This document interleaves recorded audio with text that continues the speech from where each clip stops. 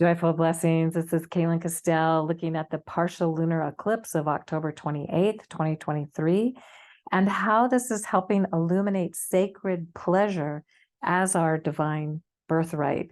And it will also be closing the eclipse cauldron, this powerful cauldron of energy that we've been in, and how it is setting us up for the next 6 months to look more deeply at relationships from the first eclipse and to look more deeply at how we have the relationship with ourselves and with sacred pleasure.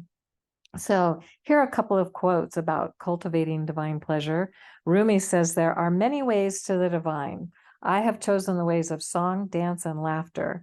And I chose this quote mainly because song, dance, and laughter all imply a pleasurable experience, a sacred pleasure or a divine pleasure. And then Rumi also said, "What you seek is seeking you." And so if we imagine that if we are seeking divine pleasure, then that is seeking us. If we're seeking sacred pleasure, if we're seeking divine pleasure, however you want to, it's not just, I mean, there's all different kinds of pleasure. Some are of a higher vibrational nature. And so what we're really focusing on here is the highest vibrational energy of pleasure as our divine birthright. And we'll come back to this a little bit more in a moment, but first I just thought I'd give you some of the details of this full moon eclipse. So on October 28th at 1:24 p.m. Pacific time, so it depends on what time zone you're in. This is the chart as it looks from Tucson, Arizona, where I live. And we can see that the sun and the moon are opposite. The sun is at 5 Scorpio, the moon is at 5 Taurus. Conjunct the sun are Mercury and Mars, sourcing new ways of communication and new ways of expressing the sacred masculine in its passion, in its intensity, and its alignment with divine will, but aligning will with divine will. That's the Scorpio mysteries. And then we have the moon conjunct Jupiter. And of course, Uranus is not too far away in this full moon time as well. And so these are the mysteries of the seeking and cultivating the experience of pleasure as our divine birthright. And how do we open to receive that? So the other thing to just note is how Pluto is remaining in a close square to the nodes. It's still within about 3 degrees. And so what Pluto is doing is continuing to shine a light on the shadow of our world. The alchemy of Pluto square the nodes, is, as I've shared before, is about dismantling the old ways of relating to restore healthy ways of experiencing relationship with self and others. And at this full moon in Taurus, we could say a pleasurable way of experiencing relationship with others, with ourself and others, bringing in that aspect of sacred pleasure, the relationship with sacred pleasure being a spotlight for what's going on here in with this full moon. So these are the main factors that are highlighted with this full moon. And just to give you a sense of the partial lunar eclipse. So what happens is, so here's the sun, here's the earth, and then here's the moon in different eclipse phases or different eclipse experiences. What happens is that the earth passes between the sun and the moon, and when they're aligned in a certain way, it creates an eclipse. And if they're aligned perfectly, you'll get a total lunar eclipse. If they're not aligned perfectly, you'll only get a partial lunar eclipse, as is shown here. And then what we can see here is an image of just how much of the moon is actually going to be darkened by the shadow of the earth at this eclipse. And a penumbral eclipse, you don't even necessarily see that much of the path of the moon darkening. Now, here's where this will be visible on planet Earth. So mostly in places that, well, for those of us in the US, we won't see much of it unless you happen to be up in the northern corner, and then only just a little bit of this eclipse. Here's just another eclipse map showing you where the possibility of seeing some of this eclipse is. Now, as I've done in the past, I'm giving a time and date calendar so you can find out when the full moon is exact for you. You can also use this to find where the eclipse is and if you can see it in your location. You might have to put a search in for that. But here is the moonrise moonset for October 27th. The moon is rising at 5:03 p.m. October 28th, the moon is rising about a half hour later at 5:36 p.m. And then on October 29th, it's rising another little more than a half hour later at 6:12 p.m. So we have, those are the 3 days around the center point of this full moon eclipse. Now, of course, the exact time of rising for the moon to rise depends on your horizon line. So if you have big mountains in the east like I do, it comes up much later than these times, but this gives you the ballpark. And then the other thing that I find fascinating to look at is when is the sunset? The sunset on the 27th is 5:38 p.m. So it's setting after the moon has risen. And then on October 28th, the sun sets at 5:37 p.m. The moon rises at 5:36 p.m. This is a near exact moonrise moonset time, even though the full moon has already been exact a few hours prior. And then on October 29th, the sunset is at 5:36 p.m. and the moon rise is at 6:12 p.m. So you can see that it's starting to separate out a little bit. So if we think about this exact same time of the moon rising and the sun setting, it doesn't always happen that precisely at a full moon. And again, just especially because the full moon is happening earlier at a few hours before all of this is taking place, the preciseness of it. And one of the reasons we won't see the eclipse in the US, much of it in the US, is because the moon hasn't risen yet. So we wouldn't see it. Can't see it if it's not there in the sky. Anyway, I hope this is helpful information. Here's some star maps to also tune us in. So on the night of the 27th, around 5:40 p.m. when the moon is rising, it's rising in the constellation of the Fish, even though it's at 23 degrees Aries before it gets to its full point. And so again, this is about the difference between signs and constellations. The signs are seasonal, representing equinoxes and solstices and seasonal experiences, and the constellations are the backdrop.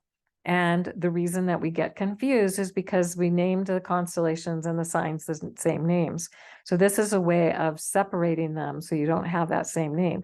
Because here's the Ram, also known as Aries, but the moon is in Aries and it's not in the Ram. It's actually mostly overlaid by the season of Taurus these days. Anyway, just something for you to have a sense of when you're watching the moon rises over these few nights. Now, here's the moonrise at 6:15 p.m. in Tucson, Arizona, coming up over, it's almost completely over the horizon. But again, it will depend on whether you have mountains or not. The moon is at 8 degrees Taurus, and it's moved out of the Fish constellation where it was yesterday and into the Ram. So, so that's what you'll see on the night of the exact full moon, or the day of the exact full moon, when the moon is rising. Now, the sun is between the Priestess and the Scales, and it is at around 5 degrees Scorpio. One of the things I didn't mention in here that occurs to me is that the sun is with the star Kambalya, the star of secret knowledge. And I will put in the show notes a link to an article about that star, because the sun at this full moon with that star is pretty amazing to tune into and to work with as well. So I will put that in the show notes. This is on October 29th. And so at moonrise around 6:48 p.m., just coming up over the horizon and just past Jupiter. You can see Jupiter here at 11 degrees Taurus. Here's the moon. And then an hour later, the moon is above the horizon quite a bit more, and it's at 22 degrees Taurus with Uranus just past Jupiter and moving towards the Pleiades. So this will be a pretty cool time to be able to see, this is around 7:48 p.m., to see the moon as it's approaching the Pleiades after it's in its still pretty full phase. And to just tune in and open to receive whatever insights or messages may be coming in for you.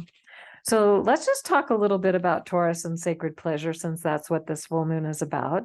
When this archetypal energy is grounded, stable, and able to fully receive, embody, and savor the beauty and pleasure of life, that is a healthy expression of the Taurian mysteries. So we could say that it's really about growing and evolving the ability to discover and master embodied aliveness, blissful, pleasurable, and ecstatic life force, deeply savoring the gifts that life has to offer.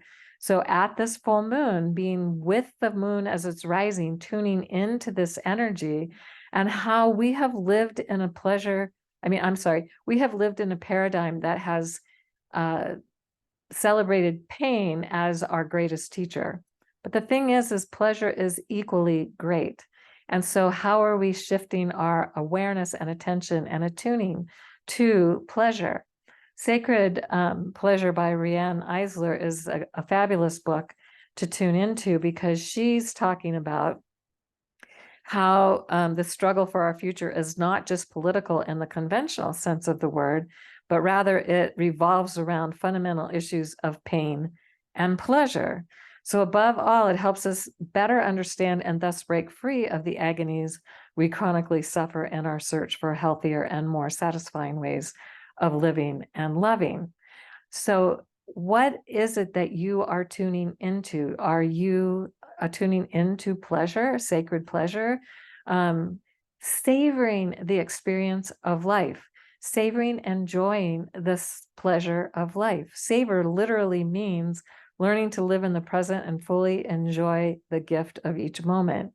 And the way to do that is through gratitude. That is the key to a daily embodied practice of enjoying, savoring, and experiencing the pleasure of life. And yes, there will be challenges. Yes, there will be times when part of our savoring and enjoying may be that we're getting the deeper lessons of something that has been painful. That's also true. But if we can intend to be in a grateful attitude of gratitude, I guess is a way to say that, and plan to savor and enjoy and engage each day, if we have that intention, then that's going to really activate greater awareness around pleasure. So if you, each morning as you're waking up, you can remind yourself to be present and allow yourself time to slow down, to breathe in and fully enjoy the moment. And remember, there's a great saying that says, don't borrow from tomorrow, because we tend to go be thinking about the next day or thinking about things, but instead practice savoring today, practice savoring the moment, practice savoring what is going on for you, whether that is just taking, smelling a flower, or watching the sunrise or the sunset or the moonrise or the moonset, or just savoring the moment of being with somebody that you really care about. So this is the reminder to savor this moment without living, like jumping to the next moment. Take time to be in the moment. Now, some steps to greater pleasure and happiness. These are all things that we know, but I love the reminders. So I'm reminding myself, as I'm reminding us all in this video, listening to this video: less thinking, more feeling; less frowning, more smiling. Smiling literally helps release good feeling hormones into the body, so more pleasurable hormones into the body. So more smiling for sure. Less talking, more listening, being in that place of being very present and in the moment and not feeling like you're just waiting to talk. So, but really listening to what is it that the universe is saying to you? What is it that other people are saying to you? What is it that nature is saying to you? What is it that the moon and the stars are saying to you? So listening, taking time to deeply listen. Less judging and more accepting. So, and especially less judging of ourselves. And really, when we're judging other people, it's probably because we're judging ourselves. So anytime you find yourself in judgment, it's a great time to step back and go, what am I judging within myself? And how can I be more accepting of what's really true for me? Less complaining, more appreciation. Again, that practice of gratitude, finding ways to be grateful and speak into your gratitude every day. Speak into what you're grateful for, what you appreciate, and yes, do much more of that. And also less fear. And sometimes we can't help our fear. Sometimes fear is just part of what's going on, but we don't want to necessarily dwell on the fear. So what we can do is shift our attention to more love and put our energy and our attention on love. And so something that we might find helpful to remember is that kindness given, received, and witnessed is sacred pleasure. When we are being kind to ourselves and to others, and people are witnessing that, it is spreading that good feeling, that pleasurable feeling to everyone who is in witness to the kindness that is happening in the world. So I feel like kindness could change everything, along with greater love can change everything. So, so with that, I hope everyone has an amazing, powerful eclipse moon that is going to close the cauldron, but we will be reopening this cauldron in March and April. So stay tuned. And if you, again, I will put additional articles and in the show notes, and you can get notified when a new video is posted by subscribing and clicking the notification bell. So I highly recommend you do that. Looking forward to how we are going to co-create sacred pleasure as our divine birthright.